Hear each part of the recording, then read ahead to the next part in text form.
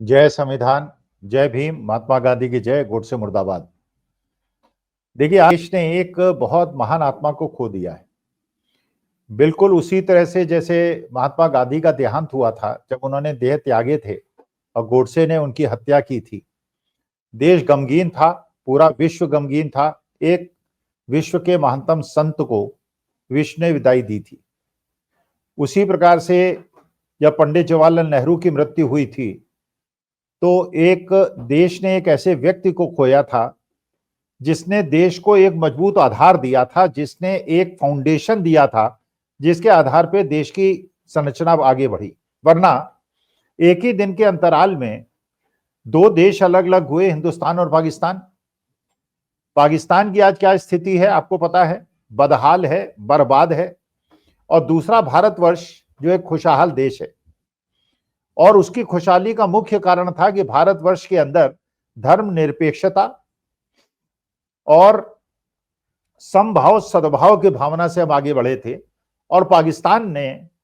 एक धार्मिक विद्वेष और धर्मांधता का एक वातावरण इकट्ठा किया था जिसमें उन्होंने उसको इस्लामिक नेशन की तरह प्रोजेक्ट किया और अल्पसंख्यकों के साथ अन्याय किया। हमारे देश ने वैसा नहीं किया, लेकिन अब करना शुरू कर दिया है। तो जो फसल पाकिस्तान ने काटी उसकी बुआई हम कर रहे हैं, ऐसा मुझे लगता है। लेकिन पंडित जवाहरलाल नेहरू की देन थी कि सब विरोधों के बावजूद, क्योंकि महात्मा गांधी के शिष्य थे और महात्मा गांधी जैसा दूरदर्शी संत विश्व को शायद ही कभी मिला हो, उन्होंने भारतवर्ष को एक अलग दिशा दी और उसकी वजह से आज हम संपन्न हैं। पंडित जवाहरलाल नेहरू एक आर्किटेक्ट जो हिंदुस्तान का था, उसकी जब मृत्यु हुई वैसे ही लाखों की संख्या में लोग उनकी शव यात्रा में थे। उसके बाद फिर जब लाल बहादुर शास्त्री जी की मृत्यु हुई ताशकंद के अंदर, तो लोगों ने देखा कि एक ऐसा हिंदुस्तान का ऐसा व्यक्तित्व था जो बिल्कुल सामान्य जीवन, बिल्कुल सादा जीवन, उन्हें कभी महसूस ही नहीं हुआ देख के, या उनकी जब आप कथाएं पढ़ते हैं, जब उनकी बातें सुनते हैं, उनके बारे में सुनते हैं कि वो व्यक्ति जो बड़े गरीब घर से बढ़ के ऊपर बढ़ा था और प्राइम मिनिस्टर बना था, उसने कभी दिखाने का प्रयास नहीं किया कि वो रेलवे मिनिस्टर है या वो प्राइम मिनिस्टर। एक साधारण जीवन, बैंक से लोन लेकर कार खरीदकर अपना यात्रा करने वाला व्यक्ति, एक लाल बहादुर शास्त्री। और उसी क्रम में आज देश ने एक महान आत्मा, न केवल एक ऐसी आत्मा जिसने विश्व को दिशा दी, भारतवर्ष को दिशा दी, भारत की आर्थिक स्थिति को मजबूत किया, बल्कि देश को आर्थिक संकटों से उबारा और कभी उसका घमंड नहीं किया, अहंकार नहीं किया, कभी दिखाने का प्रयास नहीं किया, सेल्फ प्रेज नहीं किया, आत्ममुग्धता नहीं दिखाई। जब 2007-8 के अंदर सब प्राइम क्राइसिस आया, पूरे विश्व के बैंक जो हैं बर्बादी की स्थिति में थे, भारत के बैंक मजबूती से खड़े थे। 1991 में जब पीवी नरसिम्हा राव प्रधानमंत्री बने तो देश की आर्थिक स्थिति बड़ी डामाडोल थी। पीवी नरसिम्हा राव ने जब मनमोहन सिंह जी को अपना सलाहकार बनाया तो डॉक्टर मनमोहन सिंह ने जिस प्रकार से आर्थिक उदारीकरण की मार्ग को खोला और भारतवर्ष को, जो उस समय तकनीक के मामले में, इंटरेस्ट रेट्स के मामले में विश्व की तुलना में बहुत ज्यादा पीछे था और इसलिए हम कॉम्पिटिटिव नहीं थे, मनमोहन सिंह जी की वजह से भारत कंपटीशन में आ गया। 4-5 साल के अंदर देश की आर्थिक स्थिति बिल्कुल बदल गई।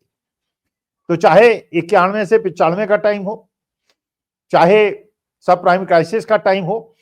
एक ऑक्सफोर्ड के पढ़े और एक गरीब घर का बच्चा, बिल्कुल विपन्न घर का बच्चा,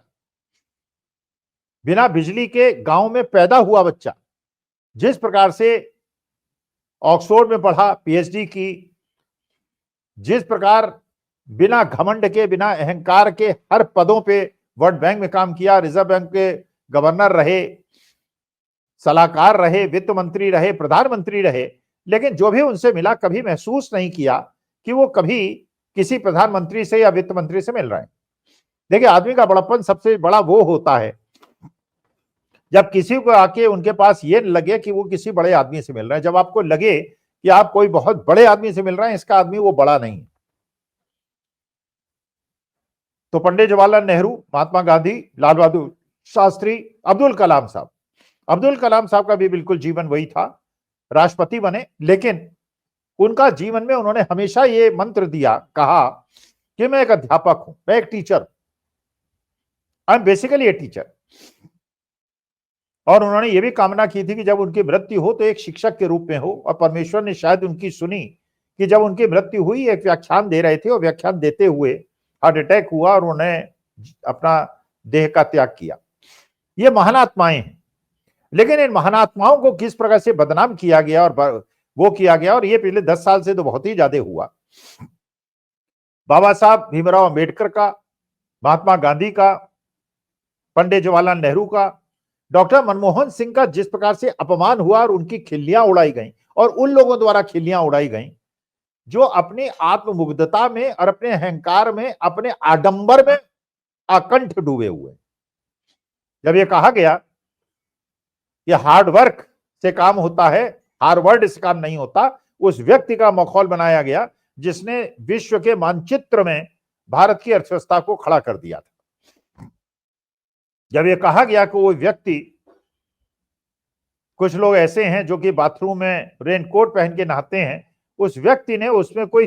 तल्ख टिप्पणी नहीं की, उसने सुना और उसने कहा इतिहास जब मुझे याद करेगा तो समझेगा। तो आज इतिहास याद कर रहा है। आज विश्व के कोने कोने से विश्व के सबसे बड़े नेता ये कह रहे हैं कि विश्व ने अपना मार्गदर्शक खो दिया है, क्योंकि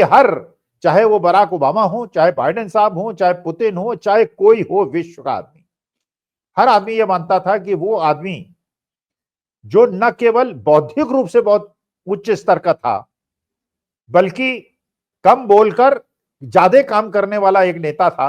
जो न केवल भारतवर्ष के लोगों का मार्गदर्शन करता था, बल्कि विश्व की आर्थिक स्थिति में भी किसी बड़े देश के नेता को अगर मार्गदर्शन की आवश्यकता हुई तो उन्होंने डॉक्टर मनमोहन सिंह से संपर्क किया, और डॉक्टर मनमोहन सिंह ने केवल एक अध्यापक के रूप में, एक टीचर के रूप में, बिना किसी स्वार्थ के, निस्वार्थ भाव से उनका मार्गदर्शन किया। हम सनातनी लोग भगवान श्री राम को मानते क्यों हैं?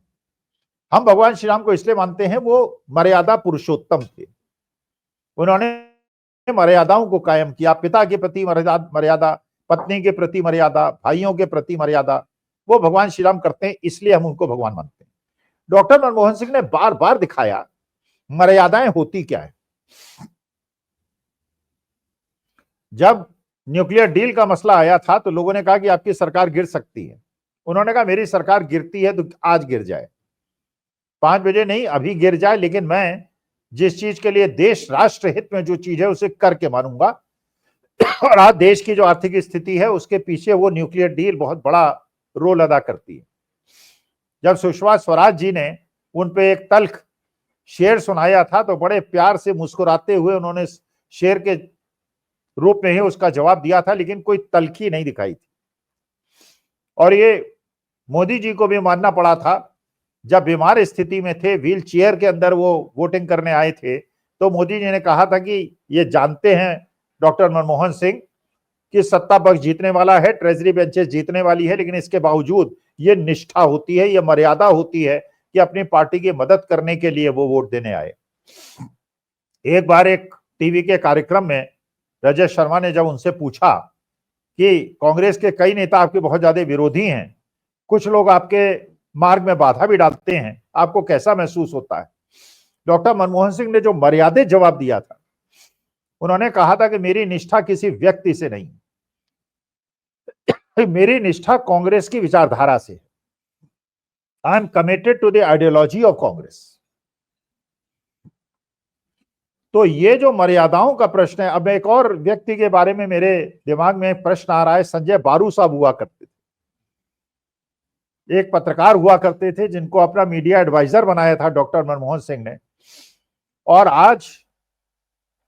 और कुछ समय बाद जब सरकार बदली तो वही संजय बारू साहब, जो कि विश्वस्त आदमी थे डॉक्टर मनमोहन सिंह के, उन्होंने जिस प्रकार की उल जलूल बातें की थी, डॉक्टर मनमोहन सिंह के बारे में लिखी थी, आज शायद उनको ये अफसोस हो रहा होगा, शायद अगर आत्मग्लानि हो रही हो तो, उन्हें महसूस हो रहा था जब विश्व के लोग, पूरा विश्व डॉक्टर मनमोहन सिंह की प्रशंसा कर रहा है, किसी आदमी की इतनी हिम्मत नहीं है, चाहे वो सत्ता पक्ष का हो विपक्ष का हो, कि डॉक्टर मनमोहन सिंह की प्रशंसा करने वहां ना पहुंचे। तो संजय बारू साहब, शायद आपको भी आत्मग्लानि हो रही होगी कि आपने किस महान आत्मा पे, जबकि आपका कर्तव्य था, जब आपकी मर्यादा थी और आपका नैतिक कर्तव्य था कि जब आप मीडिया एडवाइजर थे तो आपने एक ऐसे व्यक्ति को, जिसने देश की आर्थिक स्थिति को मजबूती की तरफ पहुंचा दिया, और आज हमारे देश की आर्थिक स्थिति यह है, आज तो जीएसटी होने के बावजूद, नोटबंदी होने के बावजूद,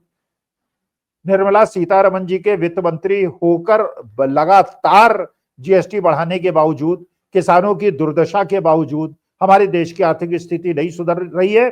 ये केवल इसलिए कि जो मजबूत आधार पंडित जवाहरलाल नेहरू ने दिया था और डॉक्टर मनमोहन सिंह दिया था, आज उसी की वजह से सब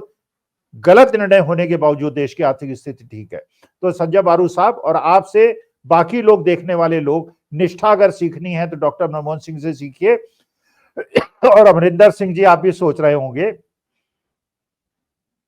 जाखड़ साहब आप भी सोच रहे होंगे, सिंधिया जी आप भी सोच रहे होंगे, अशोक चव्हाण जी आप भी सोच रहे होंगे कि जिस पार्टी ने आपको पाल पोस के बड़ा किया, निष्ठा आपने बदल ली केवल अपनी सुख सुविधा के लिए। गुलाम नबी आजाद साहब आप भी सोच रहे होंगे। तो कृपा करके ये जब परमेश्वर के पास जाइएगा, उनके श्री चरणों में जाइएगा, तो देखिएगा आपके साथ क्या व्यवहार होगा। लेकिन मैं मानता हूं डॉक्टर मनमोहन सिंह को परमेश्वर बड़ा स्नेह देंगे, बड़ा प्यार देंगे, बड़ा आशीर्वाद देंगे, क्योंकि उन्होंने सब उन मर्यादाओं का पालन किया जो हमारे सनातन धर्म में भगवान श्री राम ने हमें शिक्षा के रूप में दिया है। नमस्कार, धन्यवाद और प्रणाम।